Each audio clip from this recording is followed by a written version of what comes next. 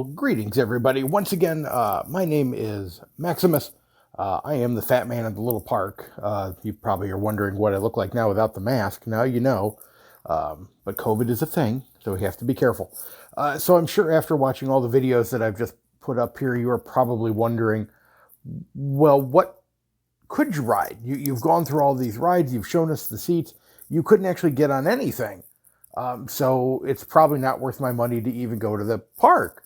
And initially, if I were watching my videos, I would probably wonder the same thing. But I can tell you that thankfully there is a lot of things that you still can ride, even being a big guy, at Universal Studios.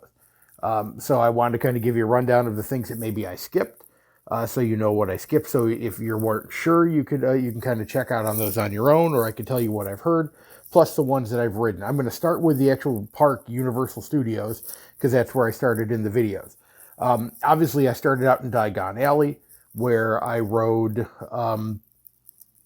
where I tried to ride at least, the Escape to Gringotts, which I did not fit on. Now, I can tell you in that area, it's definitely a great place to walk around and sightsee a bit, but there is one ride there you can get on if you're a pass holder or you have a park-to-park pass. They have a Hogwarts Express train that takes you in between the two Harry Potter areas of the park, which is actually a very fun ride, and you get to get in the carts like when they were riding on the Hogwarts Express in the movies. And there is video screens that show different things on the ride. It's a nice little adventure. It's also air conditioned, which in Florida is very much necessary. So if you do have an annual pass where you can get between the parks or a park-to-park pass, highly recommend take a chance to ride on that one. Other than that, the only other ride in Diagon Alley is Gringotts. So if you're a fat man in a little park or a fat lady in a little park, again, go for the sights, not for the rides. But Hogwarts Express is definitely worth watching. Kind of starting at the beginning of the park in the area that they have called Production Central, which is where Rip Ride Rocket, the roller coaster, is that I could not get on. There is also Despicable Me, Minion Mayhem, and Shrek 4D, as well as Transformers The Ride 3D. I can tell you I did go on Transformers The Ride. You can fit on that just fine. It's definitely an adventurous ride, one to watch. Despicable Me I did get on. I do want to give a warning on that one. I did fit. You can get on it, but the way they drop the lap bar, they drop it very quickly and very hard. And if you've got a kind of an outward gut like I do, it landed directly onto my stomach very hard. And I actually had to get them to pull the bar back up to kind of lower it again a little better so that I was comfortable. So please make sure you're aware of that when you're getting on. Breathe in, get your gut out of the way so that when it comes down, it's not going to destroy your innards. I did not ride Shrek 4D. It is right across from Minions Mayhem. I've been told it's a very similar ride. So I'm pretty sure that I'll be able to fit on that as well. You come through the New York area from there, which has the Jimmy Fallon ride, as well as the Escape from the Mummy, both of which we saw in the videos I could not ride. That brings you around into the San Francisco area, which has the Fast and Furious Supercharged ride. I skipped it, not because I didn't think I could fit. I do believe I can. I've just been told it's a horrible ride. It's just from what I've been told, one of the worst rides in theme park history. So I did skip it. For a later video when I do go back, I am an annual pass holder, I will definitely get on it and give a ride review. And maybe I'll do that for the rides I can get on, give a little bit more in-depth ride review so that you can know a little bit more about them. When you come through there, you go through London, which is where obviously all the Harry Potter things are that we've already discussed. And that brings you around into Men in Black Alien Attack. A definite ride you can get on as a big guy or big gal, so definitely get on that one. It's a shooting type game, so it's a lot of fun. It moves you around, spins you around. It's a very fun ride for that instance.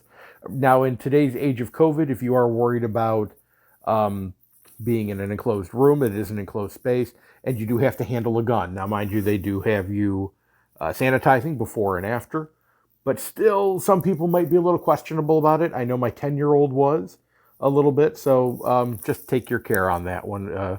Obviously, if you're watching this video much later on down the line and you're like, what are they talking about? Well, thank God that means the COVID stuff is over. Go look it up.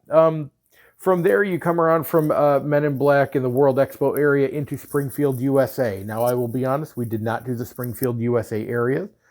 They do have the Simpsons ride, which I've been told is like a motion 3D type ride, which I've been told there might be questions for me fitting on, so I will go back to look at that one later. And Kangen Kodos' Twirl and Hurl, which is like a teacups ride, so should be no problem on that one.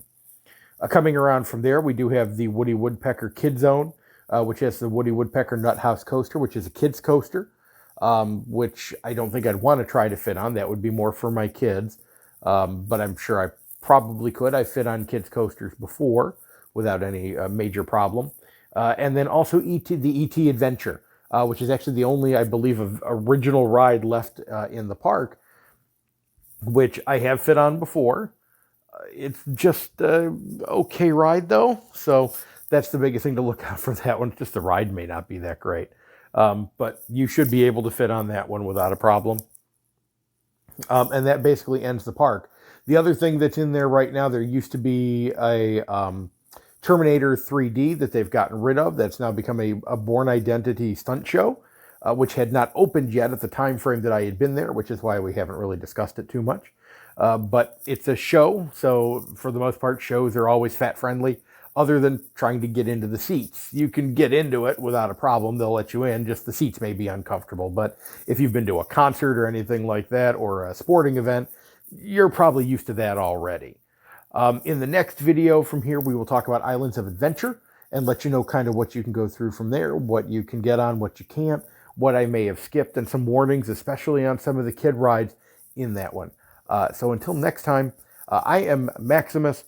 Follow me not only here on the Wrestling Nerds Radio Network YouTube channel, but look for us on all your other social media by searching Wrestling Nerds Radio Network or searching the IndieCast, which is my podcast, which you can find on Spotify, SoundCloud, iTunes, or whatever podcast catcher you use.